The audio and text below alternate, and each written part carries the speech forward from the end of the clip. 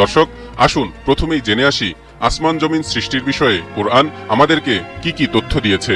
যেমন সূরা বাকারার ২৯ নম্বর আয়াতে বলা হয়েছে, তোমাদের জন্য পৃথিবীতে যা কিছু আছে সমস্তই সৃষ্টি করেছেন, অতঃপর তিনি আকাশের প্রতি মনোনিবেশ করেছেন।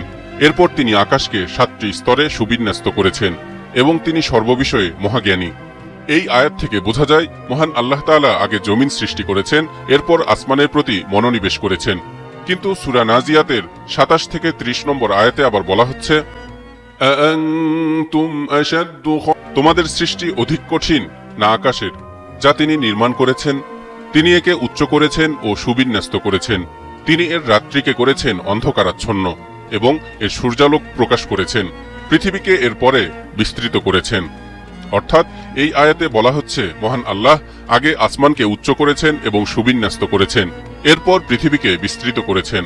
দর্শক, আপাত দৃষ্টিতে যে কারো মনে হবে সূরা বাকারা ও সূরা নাজিয়াতে বর্ণিত তথ্যের মাঝে বিরোধপূর্ণ বা সাংঘর্ষিক বক্তব্য রয়েছে। তাহলে সঠিক তথ্য কোনটি? দর্শক, এর সমাধান আমরা জানব। তবে তার আগে আসুন এ ব্যাপারে বিজ্ঞানের বক্তব্য কি তা জেনে আসি। আধুনিক বিজ্ঞান বলছে এ মহাবিশ্বের শুরুটা হয়েছিল বিগ ব্যাং দিয়ে, প্রায় ১৩.৮ বিলিয়ন বছর আগে। সেই মহাবিস্ফোরণের পর মহাশূন্যে ছড়িয়ে পড়েছিল হাইড্রোজেন ও হিলিয়ামের গ্যাস। এই গ্যাসগুলো নেবুলা বা মহাজাগতিক ধোঁয়া হিসেবে পরিচিত, যা পরে গ্র্যাভিটির কারণে জমাট বেঁধে তৈরি করে নক্ষত্র, গ্যালাক্সি এবং গ্রহ। অর্থাৎ বিজ্ঞান বলছে আগে আসমান, পরে জমিন। এখানেও কিন্তু সূরা নাজিয়াতের দেয়া তথ্যের সাথে মিল আর সূরা বাকারার তথ্যের সাথে অমিল লক্ষ্য করা যাচ্ছে। এমনিভাবে সূরা ফুসসিলাতের ৯ থেকে ১১ নম্বর আয়াতে বলা হচ্ছে,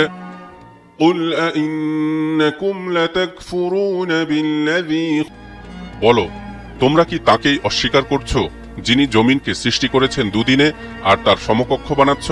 তিনিই তো বিশ্বজগতের রব, আর তার উপরিভাগে তিনি দৃঢ় পর্বতমালা স্থাপন করেছেন এবং তাতে বরকত দিয়েছেন, আর তাতে প্রার্থীদের প্রয়োজন অনুযায়ী নির্দিষ্ট পরিমাণ খাদ্য সঞ্চিত করেছেন ৪ দিনে।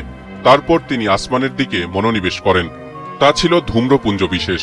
তারপর তিনি আসমান ও জমিনকে বললেন, তোমরা উভয়ে আসো, স্বেচ্ছায় অথবা অনিচ্ছায়। তারা উভয়ে বলল, আমরা অনুগত হয়ে আসলাম। দর্শক, এখন পর্যন্ত যে ৩টি সূরার আয়াত নিয়ে কথা বলা হয়েছে, এর মধ্যে সূরা বাকারা ও সূরা ফুসসিলাতের বাহ্যিক অর্থ অনুযায়ী মনে হয় আগে জমিন সৃষ্টি হয়েছে, পরে আসমান। অন্যদিকে সূরা নাজিয়াতের বাহ্যিক অর্থ অনুযায়ী বোঝা যায় আগে আসমান সৃষ্টি হয়েছে, পরে জমিন।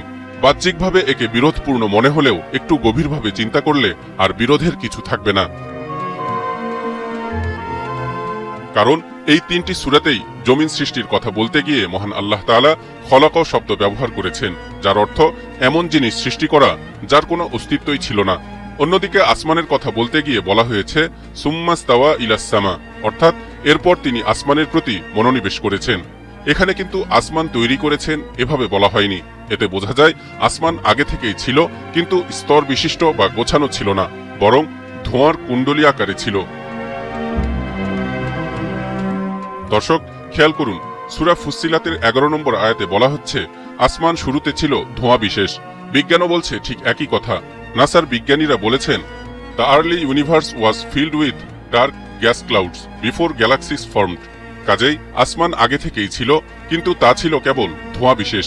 এরপর জমিনকে সৃষ্টি করে আল্লাহ আসমানের দিকে মনোযোগ দিয়েছেন এবং তাকে ৭টি স্তরে বিভক্ত করেছেন, যার মধ্যে রয়েছে লক্ষ কোটি গ্রহ, উপগ্রহ আর গ্যালাক্সি।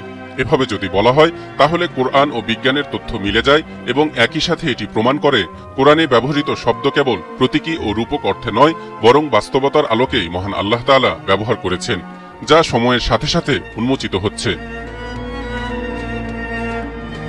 তবে কোন কোন মুফাসসির আবার এই বক্তব্যের সাথে একমত নন। তাদের মতে আগে জমিন সৃষ্টি করা হয়েছে, এরপর আসমান।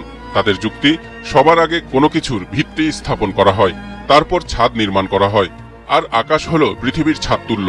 তাই আগে পৃথিবী সৃষ্টি হওয়ার বিষয়টি যুক্তিযুক্ত। যেমন তাফসিরে কুরতুবিতে লেখা হয়েছে, আসমান জমিন সৃষ্টির বিষয়ে কোনো আয়াতের সঙ্গে কোনো আয়াতের প্রকৃতপক্ষে কোনো বিরোধ নেই, কেননা আল্লাহ তাআলা প্রথমে পৃথিবী অবিস্তৃত আকারে সৃষ্টি করেছেন, অতঃপর আসমান সৃষ্টি করেন। এরপর পৃথিবীকে প্রসারিত করে তাতে পাহাড়, পর্বত, নদীনালা, গাছপালা ইত্যাদি স্থাপন করেন। কোরআনের শ্রেষ্ঠ তাফসিরকারক সাহাবী আব্দুল্লাহ ইবনে আব্বাস রাদিয়াল্লাহু তাআলা আনহুকে আসমান জমিন সৃষ্টির ব্যাপারে জিজ্ঞেস করা হলে তিনি বলেন, এ সংক্রান্ত সবগুলো আয়াত নিয়ে চিন্তাভাবনা করলে মনে হয় প্রথমে পৃথিবীর উপকরণ সৃজিত হয়েছে, এমতাবস্থায় ধূম্রকুঞ্জের আকারে আকাশের উপকরণ নির্মিত হয়েছে। এরপর পৃথিবীকে বর্তমান আকারে বিস্তৃত করা হয়েছে এবং এতে পর্বতমালা, বৃক্ষ ইত্যাদি সৃষ্টি করা হয়েছে। এরপর আকাশের তরল ধূম্রকুঞ্জের উপকরণকে সপ্ত আকাশে পরিণত করা হয়েছে। আশা করি সবগুলো আয়াতই এই বক্তব্যের সাথে সামঞ্জস্যপূর্ণ হবে। বাকি প্রকৃত অবস্থা আল্লাহ তাআলাই জানেন।